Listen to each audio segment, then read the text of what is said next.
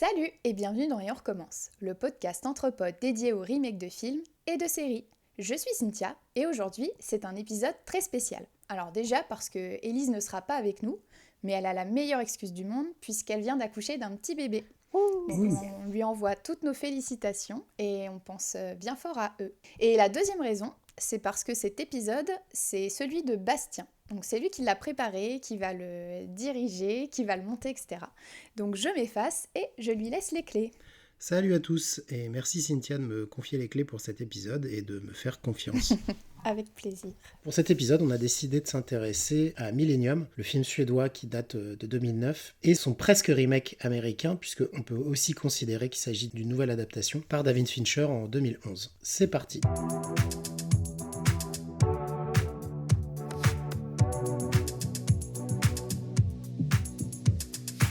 Alors, Millennium, c'est donc l'adaptation du premier livre de la saga littéraire du même nom. Le premier s'appelle The Girl with the Dragon Tattoo, aussi sous-titré en France Les hommes qui n'aimaient pas les femmes. Deux autres tomes suivront par le même auteur avant sa mort. Et puis la saga sera prolongée par d'autres livres avec de nouveaux auteurs. Je savais pas qu'il était mort. Hein. Oui, il est mort en 2004 d'une crise cardiaque. Assez jeune d'ailleurs, puisqu'il avait que 50 ans. Putain, et du coup, il a pas connu le succès de ses livres Bah non, parce que la première adaptation est arrivée un tout petit peu après. Oh merde.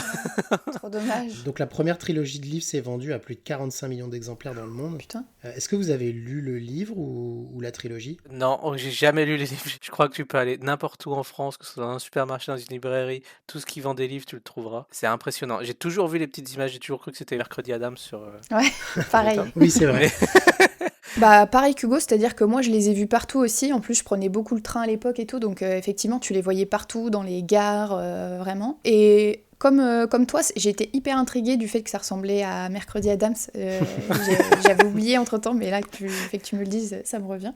Et en fait, moi ce qui m'a refroidi, c'est le côté saga. Et c'est un peu ridicule, oui. mais Ouais. j'avais pas envie de me lancer dans une saga complète. Et toi, Bastien, tu les as lus ? Non, je les ai pas lus du tout non plus. Je pense que j'ai été un peu échaudé par le trop grand succès du truc. Enfin, d'un coup, tout le monde n'avait que ses bouquins à la bouche et c'est le genre de truc qui parfois, moi, me dit « Oh là là, Ouais. attends, j'ai pas envie de rentrer dans ce truc-là. Peut-être je Ouais. le lirai plus tard. Ouais. Mais là, tout de suite, je sais pas, tout le monde est dithyrambique sur le sujet. Ça me refroidit plus qu'autre chose, en fait. David Fincher avait apparemment eu vent du projet de livre avant même sa parution via une de ses productrices. Mais à l'époque, il est en train de terminer Benjamin Button et la post-production prend énormément de temps et est assez compliquée. Il a du mal à se convaincre qu'il sera facile d'adapter une histoire de viol, de meurtre misogyne avec un personnage de lesbienne asociale, donc il finit par passer la main sur le moment. J'avoue, ça doit passer assez à vendre pour un public américain.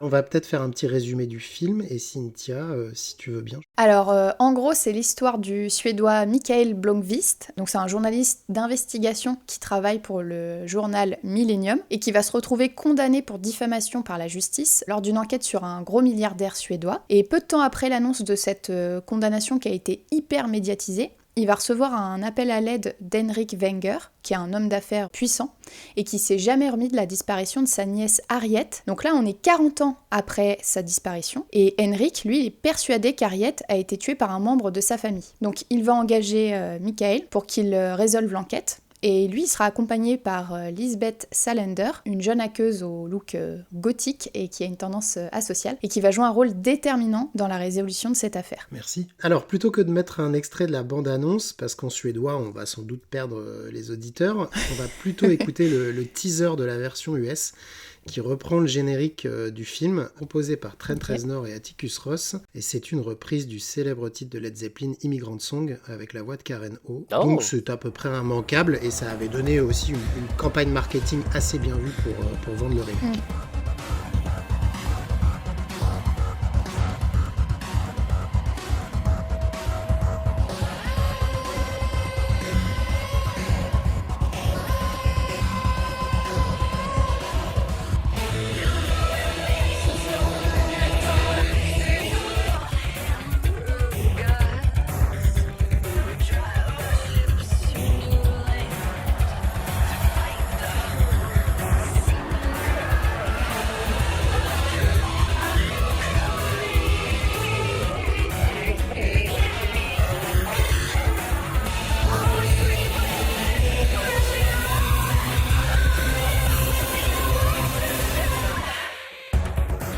Alors côté suédois, c'est donc une chaîne TV Sveriges Television qui s'intéresse à l'adaptation et pense sortir au moins le premier film au cinéma, mais les autres uniquement sous forme de téléfilm. Le réalisateur danois Nils Arden Opleff est choisi pour monter le projet. Il est surtout connu en local pour avoir travaillé sur des séries TV et quelques films. L'acteur Mikael Nyqvist est rapidement choisi pour le rôle de Mikael Blomqvist parce qu'il a déjà une certaine notoriété dans son pays. Pour le rôle de Lisbeth Salander, le casting prend un peu plus de temps. La production veut justement une actrice plutôt inconnue pour donner corps au personnage. Il croise la route de Noomi Rapace, qui est une actrice qui n'a eu quelques petits rôles à la télévision. Et pour le tournage, elle rentre complètement dans la peau de son personnage à tel point que tous ses piercings au visage sont réels. Oh. Ah ouais Juste pour le film? Ouais, juste pour le film. Putain, c'est ouf. Pas ses tatouages, je crois. Dans le dos, là, c'est chaud. C'est plus dur à enlever. Méthode acting, quoi. Pendant le tournage, elle va rester aussi assez éloignée de son comparse Mikael Nyqvist pour renforcer son côté asocial et isolé. Le film coûte environ 13 millions d'euros et rapporte plus d'une centaine de millions au box-office mondial. Wow. C'est pour ça que le projet de sortir les suites directement au format téléfilm laisse finalement place à des sorties cinéma. Ouais, évidemment. Cela étant, le projet sera quand même diffusé en télévision sous forme de 6 épisodes de 90 minutes avec des scènes additionnelles et pour couvrir l'ensemble de la trilogie. Ok. Le remake de Fincher, lui, il a un budget de 90 millions de C'est dollars. autre chose, quoi. Ah ouais, C'est la recette du film suédois, quoi. C'est à peu près. c'est énorme la différence. À votre avis, est-ce que c'est un succès ou pas? Bah oui. Bah, ouais, obligé, du bouche à oreille, du succès du bouquin, du roman, c'est obligé que ce soit un succès. Ouais, ça, plus Fincher, plus Daniel Craig. Ouais, je pense que ça a cartonné, ouais. Alors oui, mais c'est quand même relativement modeste. ouais. Le film rapporte un peu moins de 270 millions dans le monde. Ok. Alors c'est Ouais, plus du ah ouais. double de son budget. Ouais, mais c'est pas 3 fois ce qu'ils auraient voulu, quoi. Évidemment, le budget, ça compte pas les dépenses marketing. Ouais, oui. Oh, ah oui, vu comme ça. Évidemment, le film est clairement vendu comme le retour de Fincher au thriller poisseux. Mais voilà, c'est un peu en demi-teinte. En tout cas, probablement pas assez pour exciter les producteurs de faire des suites. Ça reste pas si mal par rapport à la carrière de Fincher. Parce qu'à ce jour, le film se classe quand même 4e Ok. derrière ses plus gros succès au box-office. Mais pour la petite histoire, le film fait quand même moins d'entrées en France que la version suédoise, Ah par ouais. exemple. Étonnant. Alors, à votre avis, qui a été courtisé pour reprendre les rôles de Blomqvist et de Lisbeth dans le film américain? Noomi Rapace. Ouais, Noomi Rapace. Alors, oui, c'est vrai, C'est bien vrai sûr. Ah, et pourquoi alors? Enfin, pourquoi elle a pas été prise plutôt, hein? Parce que pour moi, ça pouvait être que elle. Alors, c'est pas qu'elle n'a pas été prise, c'est qu'elle a refusé le rôle. Ah bon? Pourquoi? Ok. Il y a pas mal de critiques au niveau du choix de l'actrice américaine. Déjà par le réalisateur original du film, qui lui pense que de toute façon, il y a que elle qui peut reprendre son rôle. Ouais, je suis Et même d'accord. une partie des Je internautes crient un peu au scandale. Mais Mais, bon. d'accord, ouais. Mais non, c'est elle-même qui va refuser de reprendre le rôle parce que elle s'est tellement investie émotionnellement dedans qu'en fait, elle explique que c'était plusieurs années de ma vie où j'étais quand même dans un mood assez dark, etc., un peu complexe, et en fait, c'était beaucoup. Donc, remettre le couvert C'était trop pour elle, là... quoi, d'accord. Je comprends parce que Ah, trop dommage. Elle ne veut je pas. le savais pas aussi dark Ouais. comme film, quand même, ou même comme roman. Je m'attendais pas à ça. Je sais pas pourquoi, moi je pensais à Naomi Watts, mais. Bah ouais, pareil. Alors, je me souviens pas l'avoir vue dans la liste, c'est souvent des actrices un peu plus jeunes. Plus jeune? Ok. Celle qui se détache en particulier, en tout cas, qui est a priori proche du rôle, c'est une actrice qui est extrêmement connue aujourd'hui. Scarlett Johansson? Exactement. Oh. Et en fait, elle est évincée finalement par Fincher lui-même au prétexte de sa trop grande beauté. Ouah, qu'est-ce que c'est débile comme argument, ça. C'est bien un argument de mec. Ok. Ouais, c'est débile. Fincher, finalement, il portera son dévolu sur Rooney Mara, qui est encore assez peu connue, même si elle avait déjà joué un petit rôle dans Social Network l'année d'avant. Mais c'est clairement un rôle qui, par la suite, va lui ouvrir beaucoup plus de portes. Tu m'étonnes. Cool. Et pour Blomqvist, petite idée comme ça, Ah bon. sachant qu'on est sur la A-list des acteurs hollywoodiens. Je sais pas s'il a été considéré, mais je trouve que ce rôle aurait pu aller à Matt Damon. Ah oui. Parce qu'il a le côté un peu mollasson, un peu boy next door, et en même temps qui peut aussi être un peu charmant. Il est crédible en intello, journaliste avec des lunettes, enfin... Pourquoi pas? Je l'ai pas vu dans la liste. Moi, j'aurais dit un Brad Pitt ou peut-être un Tom Cruise. Pas Tom Cruise, mais Brad Pitt, oui. Brad Pitt a été envisagé. Ouais, Fincher, forcément. De même que son compère George Clooney aussi. Johnny Depp, Oh, non. apparemment, qui était considéré. Plus sérieux, moi, Viggo Mortensen. Ah, ça aurait été très Ah cool. ouais, ça aurait été cool. Ah, on signe, là, on signe. Du coup, c'est Daniel Craig, en tout cas, qui s'empare du rôle. Côté critique, est-ce que vous pensez que les films plaisent? Je mélange les deux. Hein. Moi, je pense que la version suédoise a bien plu. Ça a dû être un petit succès même là-bas, d'un point de vue critique. Je dirais que la version américaine, par contre, mitigée, même d'un point de vue mondial. Ouais, moi je pense que ça dépend vachement du pays. Je pense qu'en France, ils ont dû préférer la version suédoise, Et je pense qu'aux États-Unis, ça a beaucoup plus marché là, au niveau des critiques, la version Fincher. Bah, c'est difficile de trouver l'info exacte parce qu'en vrai, quand on regarde sur Rotten Tomatoes, les deux films obtiennent à peu près une note similaire, autour de 85%. Ah, quand même. Et sur IMDb, c'est pareil, ça plafonne à 7,8, je crois, quelque chose comme ça. Donc le film suédois était un peu pointé du doigt pour son côté trop téléfilm Ok. et son manque de rythme, mais on loue énormément sa fidélité au roman et puis l'interprétation de Noomi Rapace, évidemment. Côté Fincher, le film est loué pour sa virtuosité et sa maîtrise, mais on déplore parfois son excès de fidélité et un certain manque d'âme. Mais là aussi, Rooney Mara est applaudi. Alors, les plus grosses différences entre les deux films, à mon sens, c'est d'abord la pure question de la mise en scène, qui est très différente entre les deux films, et aussi la fidélité au roman, quasi absolue dans le film d'Oplev, et une liberté qui est plus fine dans le film de Fincher avec le matériau de base. Quand bien même l'histoire globale va assez peu changer entre les deux films, mais il y a quand même quelques petites différences assez notables. Bah, si tu voulais parler un peu de la mise en scène ou même de tout le ton, je trouve que certes, j'entends les arguments de ça faisait un petit peu téléfilm, la version suédoise, mais moi personnellement, j'y suis plus sensible.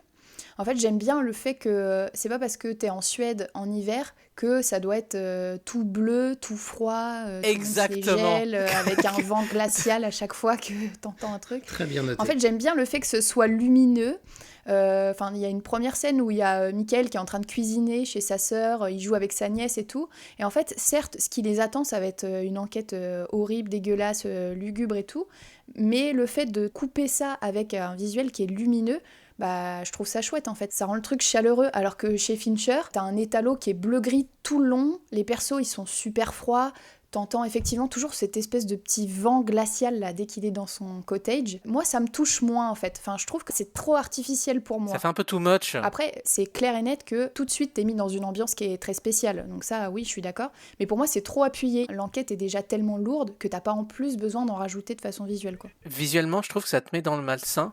Ouais. Alors que la version suédoise, t'as l'impression d'être dans la vie un peu de tous les jours. Ouais. Tu vois ces personnages qui évoluent un peu dans leurs propres problèmes et qui sont face à une violence intime, extrême, Ouais. quoi. Ouais, qui est choquante en fait. Bah quoi. c'est ça. Mm. Alors que dans David Fincher, il y a un peu, j'ai envie de dire, un traitement diégétique de la violence. Lisbeth, c'est un personnage un peu en marge de la société et qui a un gardien qui prend soin d'elle. Son premier Son gardien tuteur. est victime d'un AVC et donc du coup il est remplacé par un autre qui lui est imposé, qui se trouve être un pervers sexuel qui va abuser d'elle. Si tu refuses mes avances sexuelles, je vais clairement te ruiner ta vie, je vais dire que t'es violente, je vais te remettre en institut. Dans la version suédoise, c'est super froid, c'est super cru. Les scènes durent des plombes, c'est très malsain. Et c'est autrement fait dans Fincher où c'est beaucoup plus cut, beaucoup plus rapide. Mais quand je parlais de violence et d'aspect diégétique, c'est que la musique est très bien faite parce que la première fois où elle doit lui faire une fellation parce qu'il la force à la faire pour avoir de l'argent, la musique est super présente, super stridente. Et tu remarques que quand elle sort, en fait, la musique, c'était de la musique concrète qui était tirée du mec en train de cirer le sol. Les cris de violence sont présents en arrière-plan et pourraient être entendus de l'extérieur. Oui, c'est vrai. Mais t'es Ouais. coincé dans la situation. Et ça, je trouve ça super bien fait. Alors que dans le film suédois, t'as un côté malsain du non-dit, des secrets qui sont derrière, mais qui font partie de la vie courante. Il y a plusieurs scènes où je me suis dit, ça fait très film hollywoodien finalement. Exactement. Enfin, il y a une scène vraiment qui m'a choquée, c'est quand du coup Henrik Wenger, il dit à Michael de venir avec lui au grenier et il lui révèle Ah ouais, mais comme ça directement. qu'il y a sur le... Ouais, les tableaux. hein. Ouais, et en fait, la façon dont c'est fait, où tu vois pas ce qui se passe, etc., et après, ça s'allume et il voit tous les trucs avec la caméra qui tourne à ce moment-là, on aurait dit une intro des experts. Je sais pas Ah si oui, vous oui, oui. vous attendez limite à avoir... Et c'est trop dommage parce que le fait de mettre autant d'artifices, d'essayer de mettre du suspense là où il n'y en a pas forcément besoin, pour moi ça pétait tout le truc réaliste de l'enquête suédoise, quoi. Dans le film américain, tu te prends ça tout d'un coup, sans trop d'exposition, alors que dans la version suédoise, ça prend son temps, il raconte sa vie, et après il l'emmène en haut et il lui montre.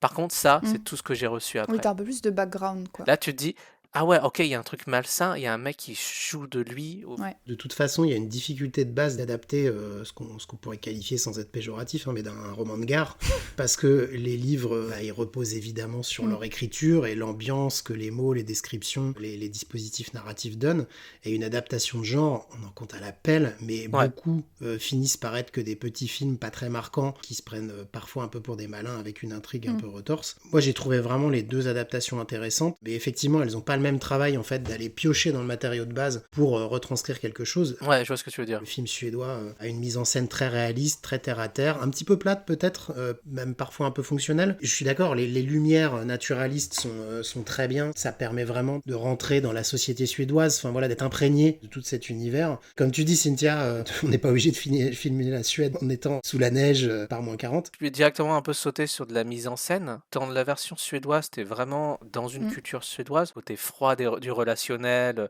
que ça soit lié à la politique ou peut-être le côté familial. Le personnage est très terre à terre et il n'y a rien vraiment qui le choque, je trouve. Il est très stoïque. Que ça soit d'être un bouc émissaire d'une affaire internationale ou alors d'être au sein de problèmes ultra familiaux et très pervers, très personnels.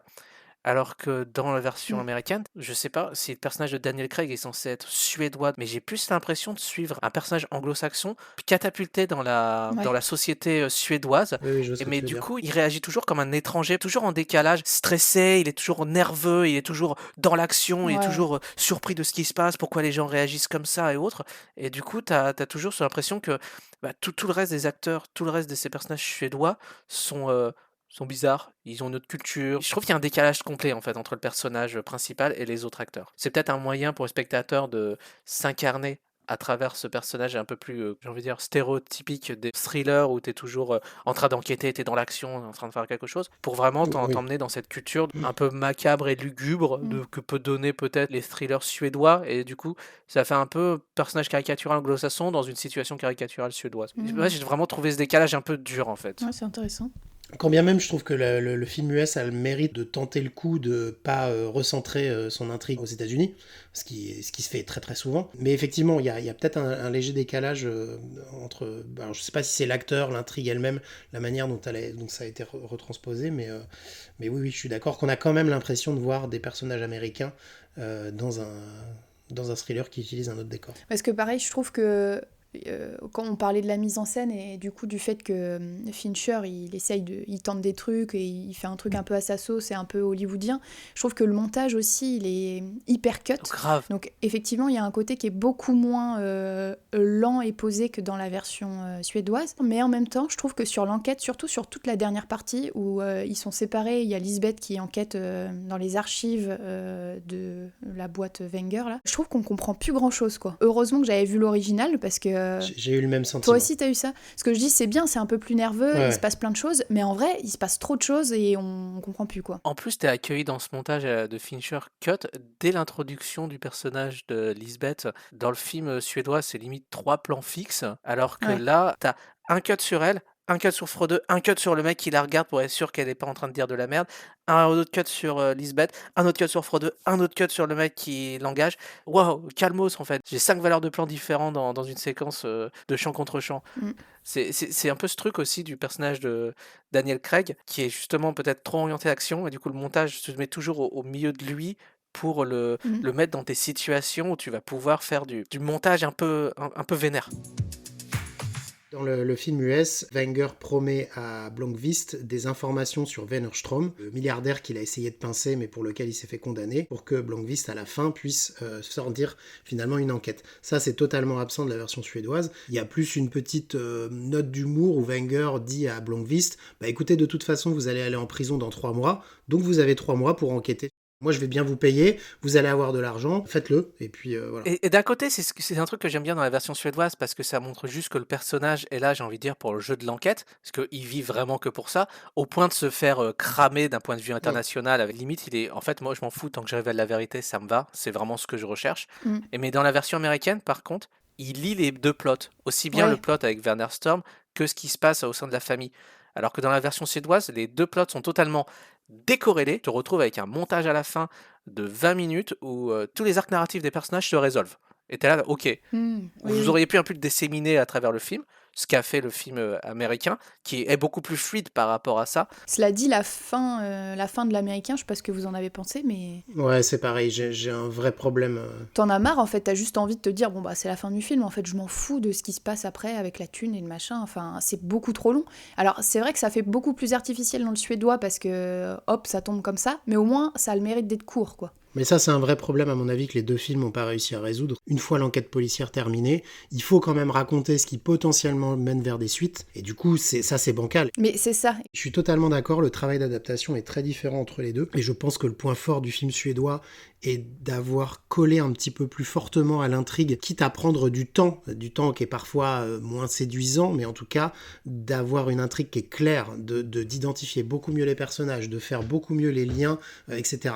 Et j'ai l'impression, mais là ça n'est que mon sentiment, que Fincher ça l'intéresse pas. Ah mais totalement. Ce qui l'intéresse, c'est de faire avancer le reste, c'est de faire bouger ses personnages. C'est la caméra qui dicte la narration très souvent dans ces films. Ouais. Dans le film suédois, on est sur un truc, on va dire, un petit peu plus passif. Plus classique. Ça parle beaucoup, ça explique tout. Et ça a le mérite d'avoir une histoire qui est très limpide.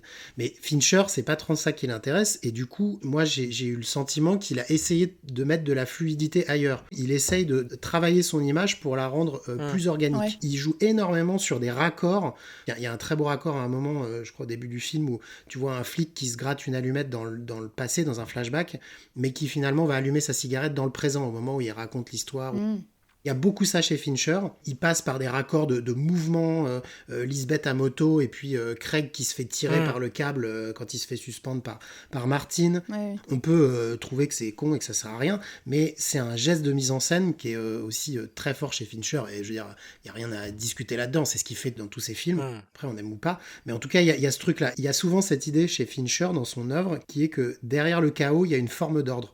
Donc en fait, en apparence, il y a une enquête qui est impossible à démêler, qui est très complexe, qui est répartie dans le temps, dans l'espace, etc. Mais son geste, c'est de remettre une sorte de grille de lecture. T'as Craig qui reconstitue un petit film à travers une série de photos pour donner un sens nouveau. Lisbeth refait les maillages des meurtres, etc. à travers les cartes, à travers des tableurs sur Internet pour trouver des réponses. Et c'est marrant comment c'est traité en montage. T'as vraiment une mise en scène, mise avec la musique et tout ça par rapport au Suédois, où ça, tous ces trucs, tu vois l'enquête pendant 1 heure en fait.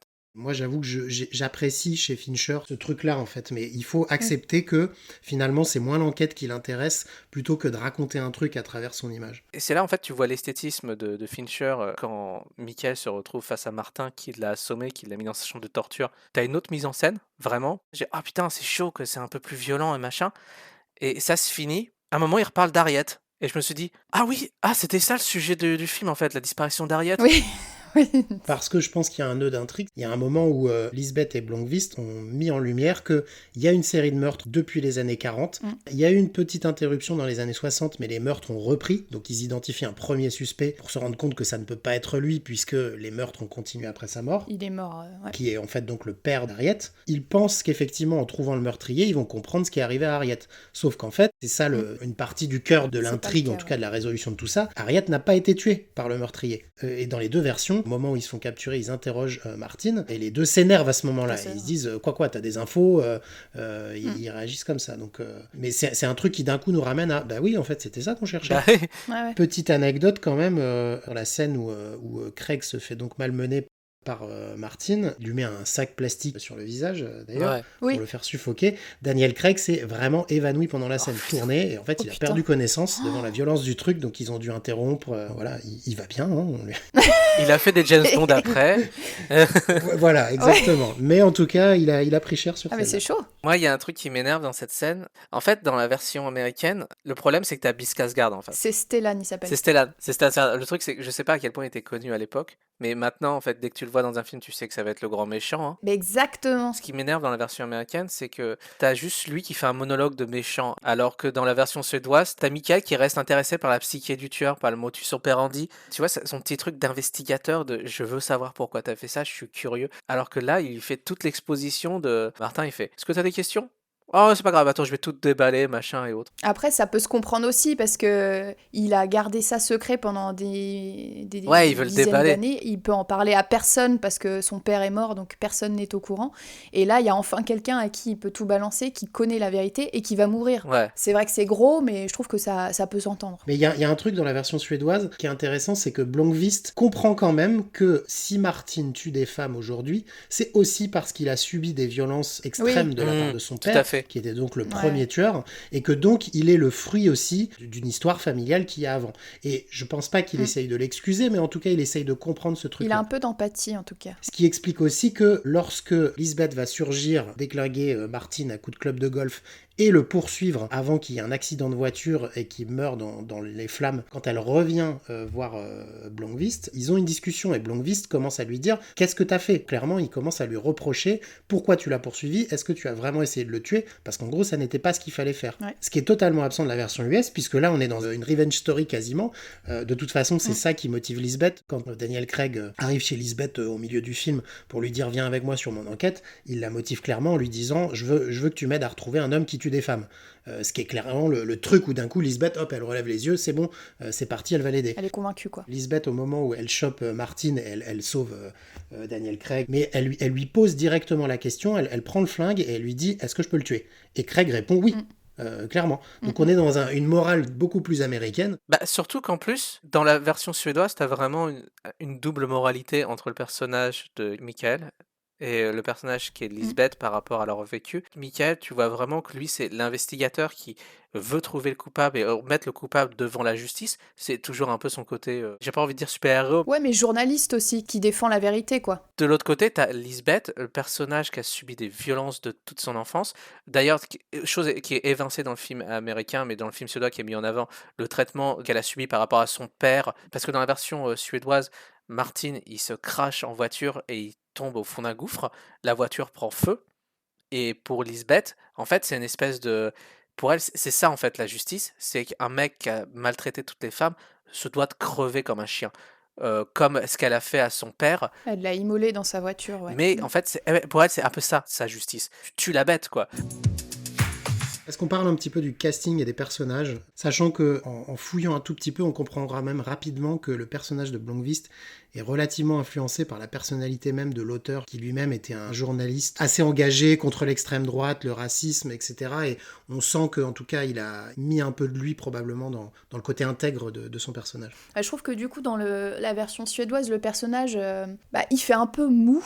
Un peu mollasson, un peu amorphe au bout de sa vie, mais au final je trouve que ça paraît crédible parce qu'il va se faire incarcérer alors qu'il a été piégé et qu'il a juste fait son boulot. Alors que dans la version américaine, Daniel Craig il est plus nerveux, il fait un peu renfermé, il sourit jamais, il marmonne, il est jamais content. Il est toujours agacé des autres, je sais pas, il est toujours en conflit avec les autres, c'est bizarre. Et je trouve qu'il se la pète de ouf, alors je sais pas si c'est une impression du fait que c'est Daniel Craig, il se prend un peu pour un mec un peu au-dessus des autres quoi, et je trouve aussi que le personnage soit aussi un peu condescendant et tout, ça fait qu'il vole un peu la vedette, je trouve, à Lisbeth. Ouais. Pour moi, la version suédoise, le personnage principal, c'est Lisbeth. Et dans la version américaine, c'est Daniel Craig. C'est même pas Michael, c'est Daniel Craig. Je suis d'accord. Et même, je trouve que l'affiche, sur l'affiche française, c'est Lisbeth qui est mise en avant. Et sur l'affiche américaine du film américain, on voit d'abord Daniel Craig et à côté seulement Rooney Mara. Moi, j'ai un peu du mal avec la relation entre les... Enfin...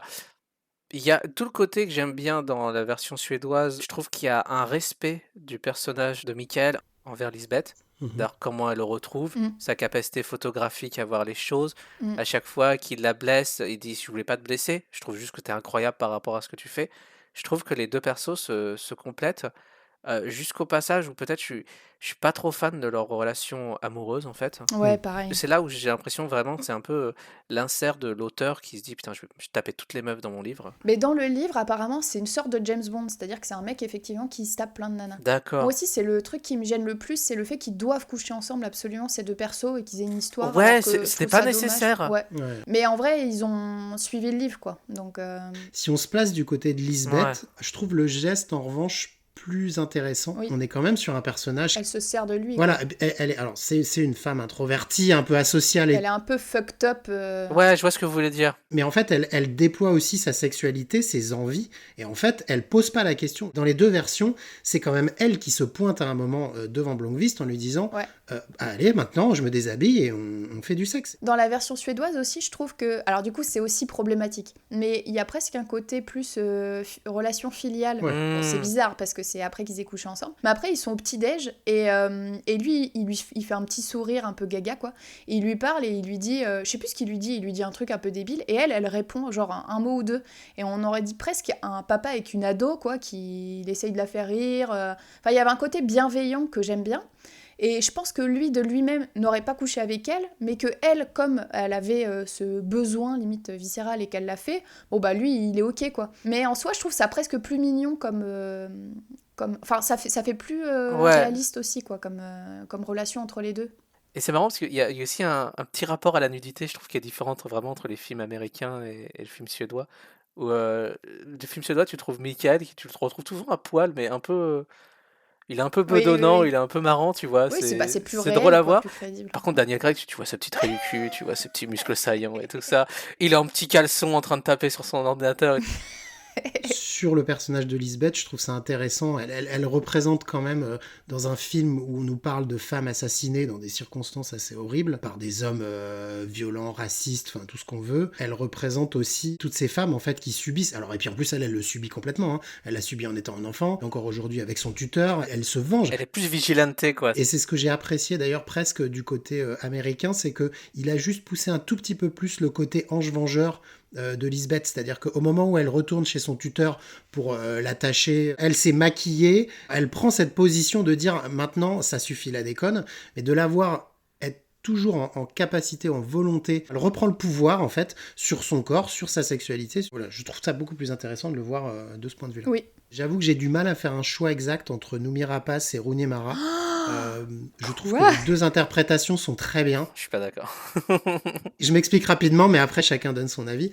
Noomi Rapace est très très bien, c'est une vraie révélation. Je trouve qu'elle apporte un naturel, une dureté au personnage qui est bien plus complexe d'ailleurs que son cliché. Elle semble sans doute un peu plus marquée par son passé, elle dévoile des failles un peu plus clairement. Elle reste isolée, mais elle est assez moderne. Bon, bah, de toute façon, l'actrice a été adorée, enfin, elle se donne corps et âme au rôle, ça se voit. Elle a un jeu assez sobre, mais ça reste très juste et je trouve ça très bien. Et Rooney Mara, elle est plus frêle, mais elle me semble moins vulnérable. En fait, elle est plus déterminée, plus explosive. Ne serait-ce que la scène dans le métro. Dans le métro, dans la version suédoise, elle se fait emmerder par une bande de gars bourrés. Elle leur hurle dessus, elle se laisse pas faire. Mais dans la scène américaine, elle se fait piquer son sac. Et là, moi, j'adore cette scène-là. Où en plus Fincher a la bonne idée de jouer sur le son. Il ne garde que le son du métro qui surplombe tout le reste. Et en fait, tu vois juste Lisbeth retourner en arrière, poursuivre le mec, le déglinguer dans l'escalator. Les gens autour se demandent si c'est pas elle qui agresse, alors qu'on sait très bien qu'elle se venge, mais elle est toujours en tension et je trouve ça assez intéressant aussi pour le personnage. Bah, imagine une Noomi Rapace, mais dirigée par Fincher. Ça aurait été super. Je te rejoins, même si je suis pas tout à fait d'accord. C'est vrai que les rôles sont un peu différents, mais je trouve que le côté plus discret de Rooney Mara, le fait qu'ils lui ont teint ses sourcils en blond aussi, je trouve que ça la rend fantomatique. Pour moi, il y a presque un truc qui est peu crédible vis-à-vis de son personnage. Mais je trouve qu'elle fait plus sensible, même si son personnage est toujours prêt à dégoupiller, etc., et qu'elle est plus dans la nervosité. Déjà d'une, ça dit pas la même chose des personnages, ça c'est sûr. Mais en fait, ce que j'aime bien avec le côté de Noomi Rapace, c'est qu'elle est dans la violence, mais par survie, quoi. Parce que comme tu dis, dans le métro, elle se fait taper dessus, elle se fait mettre à terre, etc. Et elle, en fait, elle chope le tesson de bière pour aller fracasser les mecs, mais en fait, elle les menace juste, quoi. Elle a pas le choix, c'est un animal blessé. Et tu sens qu'en fait, son personnage, c'est un personnage qui a vécu ça toute sa vie, qui a dû apprendre la violence pour survivre, et qui est vraiment là-dedans. Alors que le personnage de Rooney Mara, le fait de la rendre moins sensible tout en étant beaucoup plus frêle, il y a un côté presque peu crédible, quoi, tu vois. Et par contre, ce que j'aime beaucoup, c'est qu'effectivement, dans son côté très vengeresse, avec son tuteur, quand elle va se venger et le violer, lui tatouer sur le ventre que c'est un violeur. Ce que j'adore, c'est qu'elle lui fout un coup de pression en lui disant « Bon, maintenant, tous les rapports que tu vas faire, tu vas dire que je suis top et que j'ai plus besoin de tuteur et que dans un an, du coup, je sois débarrassée de toi. » Et elle lui dit attention, je te surveille. Et après, vraiment, elle va aller le retrouver dans un ascenseur, elle va se retrouver seule avec lui, et elle va lui refoutre un coup de pression en mode attends, là, ça va pas du tout ce que t'as écrit, je t'avais dit de faire ça. Et le mec est terrorisé. Oui.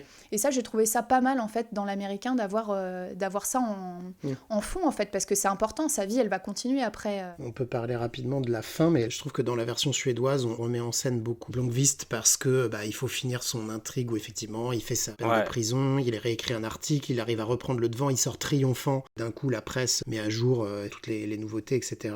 De l'enquête. Lisbeth devient presque fantomatique, c'est-à-dire qu'elle est une figure qui a existé comme ça à côté de lui, mais elle réapparaît uniquement par des écrans. Ouais. Bon, je trouvais un peu nunuche le côté je suis une nouvelle femme, j'ai une perruque blonde et puis machin. Je suis au Caïman Ouais. et compagnie, je sors de ma voiture.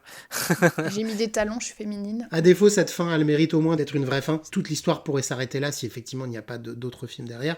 Dans la version US, on sent vraiment qu'il y a eu probablement une volonté d'écrire une suite. Et puis en fait, ça s'est arrêté là. On accompagne beaucoup plus Lisbeth. On continue avec elle, on voit tout ce qu'elle manigance à côté. Toute la caméra se replace vraiment sur elle pour laisser Craig de côté. Puis voilà, il y a cette fin où en fait elle pense qu'elle a une relation émotionnelle en tout cas avec Craig. Elle lui prépare un cadeau et puis quand elle y retourne pour essayer de le voir, non, il est dans les bras de son éditrice et en fait elle part comme ça toute seule. Donc on a vraiment ce truc qui s'arrête brutalement. Même sur ce que ça dit de Lisbeth, je trouve ça dommage parce que dans la version originale, Lisbeth, elle arrive, elle demande de la thune à Michael pour faire en gros tout ce délire d'aller chercher de l'argent. Ensuite, elle rembourse et après, elle se tire et elle fait sa vie, elle, je sais pas où, je sais que j'ai l'impression sur la côte d'Azur, je ne sais dans les où. îles des Caïmans. En tout cas, elle a besoin de personne, quoi. Et tu vois qu'elle est heureuse, qu'elle est contente, qu'elle a sa thune et qu'elle va faire sa vie. Qu'elle a tourné la page par rapport à lui. Elle est indépendante.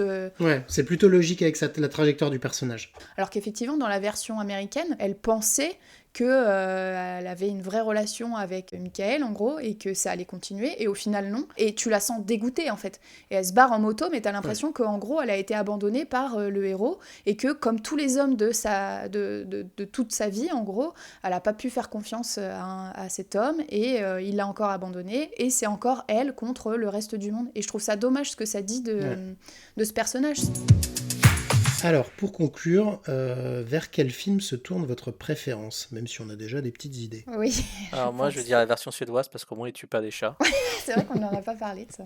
C'est une très bonne raison. Je préfère la version 2009, sûrement peut-être à cause de l'esthétique de films étrangers dont j'ai pas l'habitude et à chaque fois que je découvre un peu un autre exercice de style, de façon de filmer d'un autre pays, je suis toujours surpris et intéressé. J'ai trouvé ça super génial et c'est une autre sensibilité que je découvre à chaque fois par rapport à la version de Fincher où en fait je trouve que c'est pas son meilleur exercice. C'est un peu trop blockbuster, adaptation banale américaine. Moi je suis pareil, complètement team suédoise, mais parce que moi de base j'ai un petit souci avec Fincher. Je suis capable de dire qu'il fait des bons films, qu'il est capable de mettre une ambiance très particulière. J'aime beaucoup de ses films, mais je trouve qu'au niveau du traitement des émotions des personnages, dans presque tous ses films, moi je passe à côté. Je trouve qu'il y a une dimension qui lui manque et qui me touche pas, moi, vraiment, en tant que cinéphile, enfin spectatrice, on va dire. Et là, ça manque pas. Je trouve qu'il est plus intéressé par, effectivement, son image et le côté technique, un montage, un rythme, que par ce qu'on peut ressentir pour les persos.